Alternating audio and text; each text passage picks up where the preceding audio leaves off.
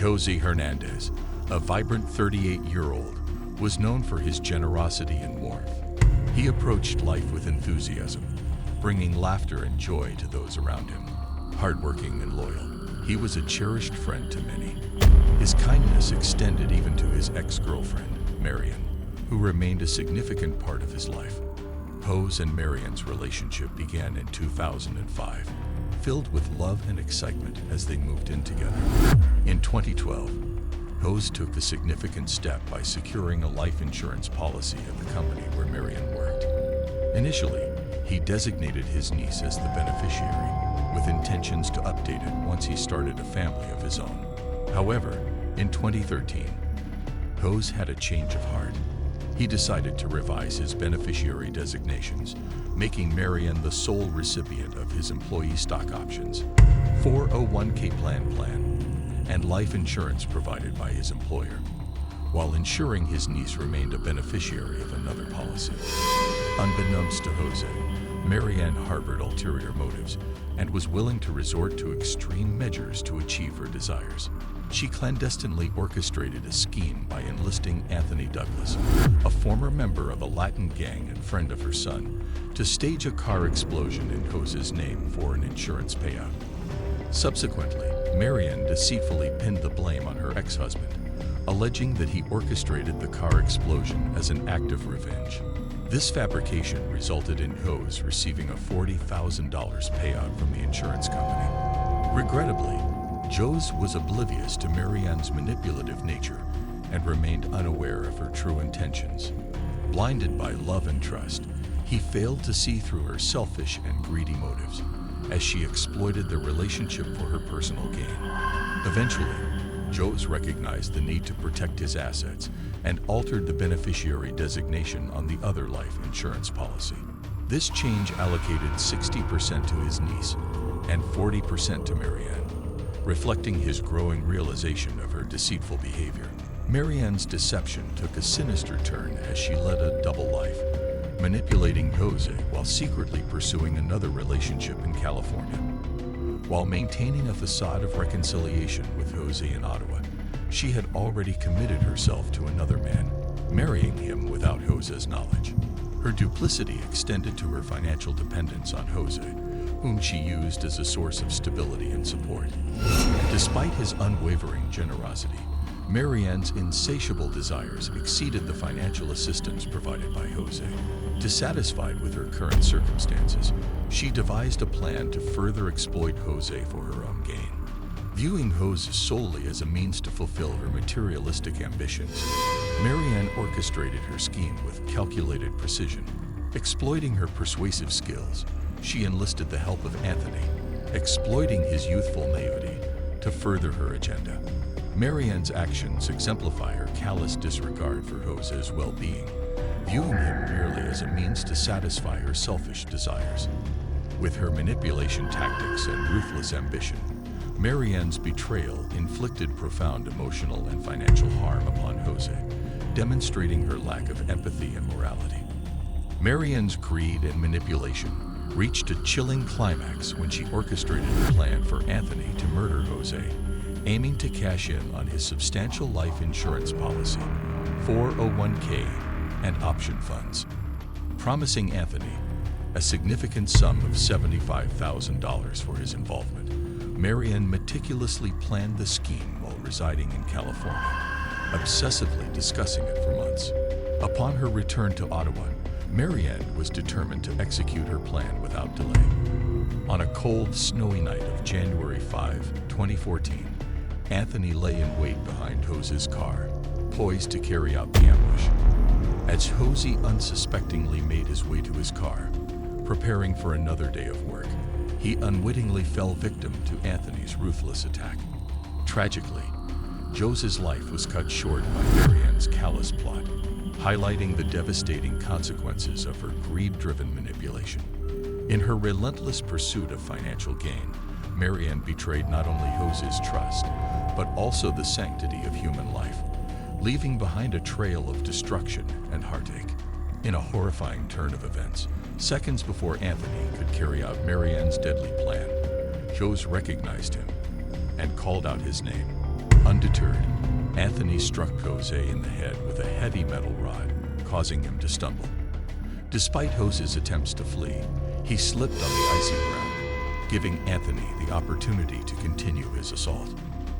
In a relentless pursuit, Anthony relentlessly swung the heavy rod at Jose, delivering blow after devastating blow until Jose lay bleeding and unconscious on the ground. Seizing the moment, Anthony hastily made his escape, discarding the weapon as he rushed to the waiting car, where Marianne anxiously awaited him. Marianne's callousness was evident as she grilled Anthony about Jose's demise, emphasizing the importance of ensuring his death for their plan to succeed. She even hinted at connections to individuals who could ensure Jose's demise if Anthony had failed to accomplish the task. With their alibis in place, the duo fled the scene, leaving behind a trail of violence and deceit in their wake. The cold calculation of their actions highlighted the depths of their depravity and the lengths to which they were willing to go to satisfy their greed. Anthony's efforts to cover his tracks extended to burning his clothes to eliminate any evidence linking him to the crime. However, his attempt to retrieve the murder weapon the following day was thwarted by the heavy snowfall, leaving it buried and out of reach. Recognizing the potential risk if the weapon were to be discovered, Marianne took matters into her own hands. Crafting a facade of concern, Marianne reached out to Jose's family, feigning worry and claiming she couldn't locate them at his home. Assuming the role of a concerned friend, she meticulously played her part, deceiving those around her with lies and manipulation. In a calculated move, she also took it upon herself to notify the police of Jose's disappearance, further obscure her involvement in the sinister plot. Marianne's actions showcase her adeptness at deception and manipulation, as she carefully orchestrated a web of lies to conceal her role in Jose's tragic fate.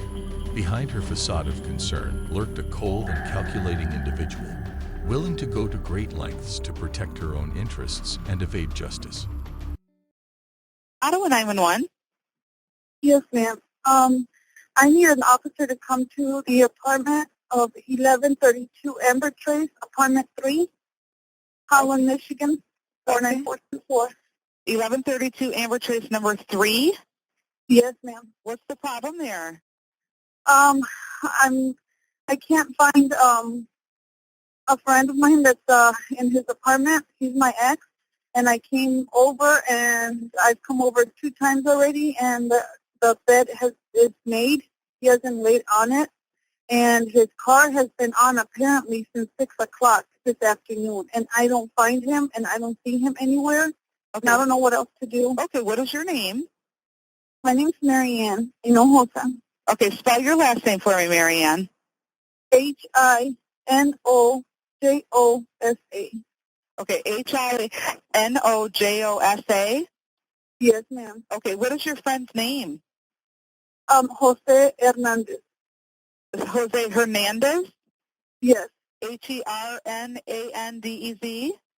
Yes, yes. Does he live here by himself? No, my son lives there. I used to live there up until like 5 months ago. And we just all got back, my son, myself, and because I got married, my husband. We came from California. Okay, so who does Jose live in the house with right now? Is it just him? My son, my oldest son. How old is your oldest son? He's 19. Is he home? No, I just saw him, and he was with his friends. But, he says that he saw the car that was on at 6 o'clock. He didn't know it was on right now. I checked it, and it's on. Okay, and so did your son know where Jose might... When was the last time your son saw Jose? I don't know when he saw him. See, Jose works third shift, and then he gets out and he sleeps during the day. So my son is in and out. They hardly see each other. Okay. Where does he work? He works at Royal Technologies. At Royal Technologies. And what is his shift time? What time is he supposed to be there? He's supposed to be there at 12. And, ma'am, he's not a person to be late. Anybody will tell you. Do you think he might have gotten a ride needs an from hour. somebody? No, his car is on. No, Okay. His car is on. What kind of car does he have? A Honda Civic.